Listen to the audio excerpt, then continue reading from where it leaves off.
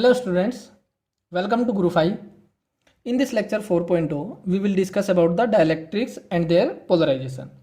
So dielectrics insulating materials होते हैं या non conducting materials. So insulating और non conducting materials.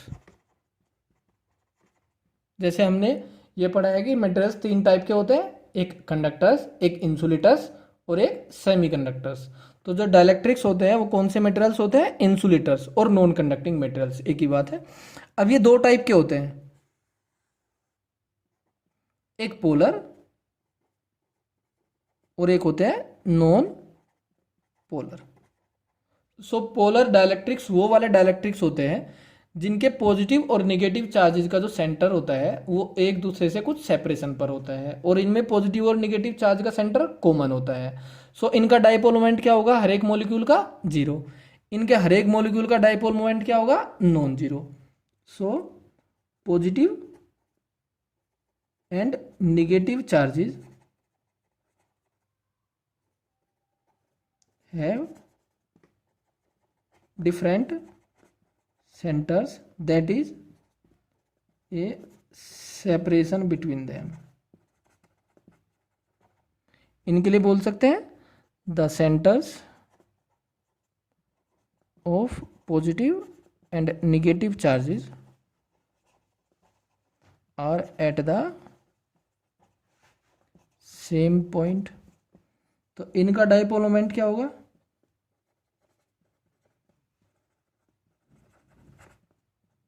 Non zero. इनका डाइपोल मोमेंट जीरो। एग्जाम्पल ले लेते हैं, जैसे HCl या H2O या फिर NH3 एटसेट्रा। इसके एग्जाम्पल जैसे H2, Cl2, CO2 एटसेट्रा।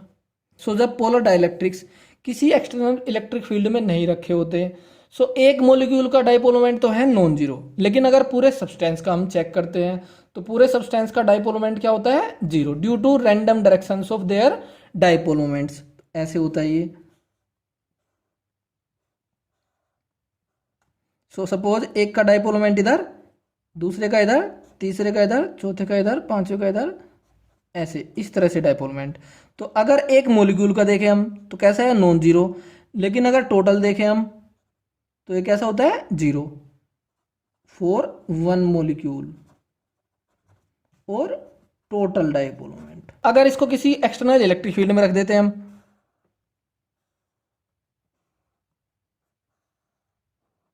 तो ये सारे के सारे एक ही डायरेक्शन में अलाइन हो जाएंगे। और अगर इलेक्ट्रिक फील्ड इधर है, सो पॉजिटिव चार्ज से फोर्स लगेगा इलेक्ट्रिक फील्ड के अलोंग और निगेटिव पे लगेगा अपोजिट डायरेक्शन में।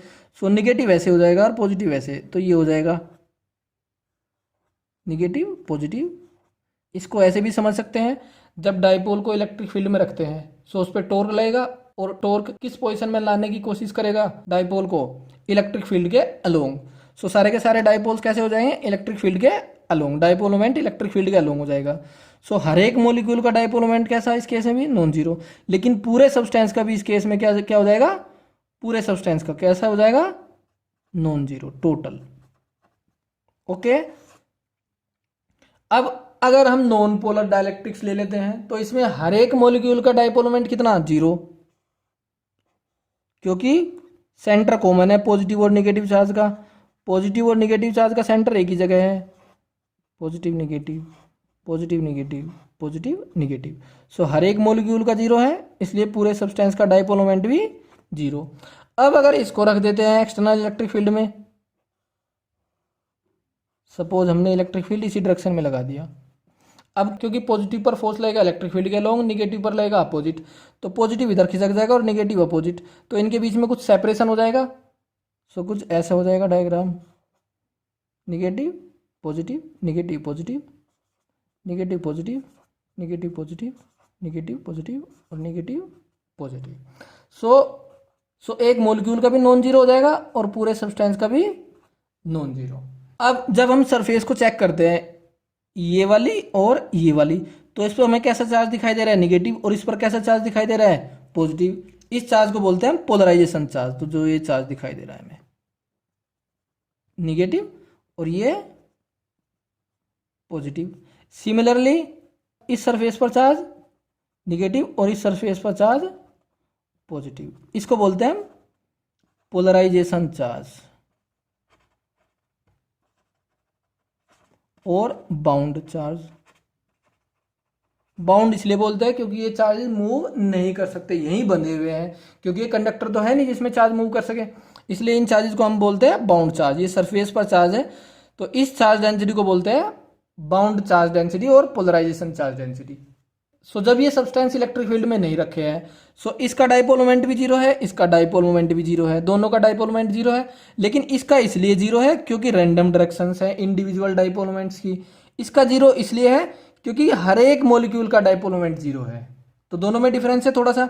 लेकिन जब इन दोनों को हम इलेक्ट्रिक फील्ड में रख देते हैं तो दोनों पे चार्ज डेंसिटी आ जाती है, पोलराइजेशन चार्ज डेंसिटी या बाउंड चार्ज डेंसिटी। दोनों का डायग्राम देखो एक जैसा सा है, ओके, कोई डिफरेंस नहीं है। तो इलेक्ट्रिक फील्ड में रखने के बाद दोनों एक जैसा बिहेव करते हैं, लेकिन अगर इलेक्ट्रिक फील्ड के बाहर रखे हैं तो दोनों का बिहेवियर अलग अलग है, क्योंकि एक मॉलिक्यूल का डाइपोल मोमेंट नॉन जीरो है और इसमें एक मॉलिक्यूल का डाइपोल मोमेंट जीरो है, हालांकि दोनों सब्सटेंस का टोटल डाइपोल मोमेंट जीरो है। अब एक चीज़ मैं यहाँ पे बताना जरूरी समझता हूँ, हालांकि वो बोर्ड सिलेबस में नहीं है, लेकिन उस जैसी ही प्रॉपर्टी हम पढ़ते हैं मैग्नेटिज्म में जो सिलेबस में है बोर्ड के। सो यहाँ पे बोलते हैं उसको पोलराइजेशन।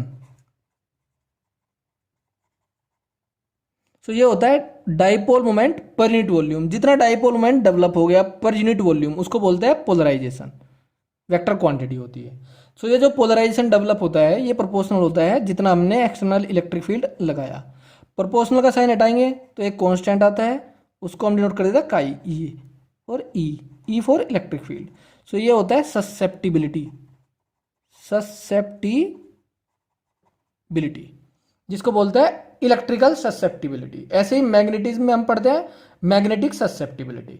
सो ये किसके बराबर होती है, dipole moment per unit volume upon electric field. तो ऐसे ही हम मैग्नेटिज्म में पढ़ेंगे, हालांकि ये यहाँ पर बोर्ड के सिलेबस में नहीं है। सो जितना dipole moment per unit volume develop हो जाता है वो किसके प्रोपोर्शनल होता है, जितना हम इलेक्ट्रिक फील्ड अप्लाई कर रहे हैं। तो इलेक्ट्रिक फील्ड ज़्यादा अप्लाई करेंगे तो dipole moment per unit volume ज़्यादा डेवलप हो जाएगा।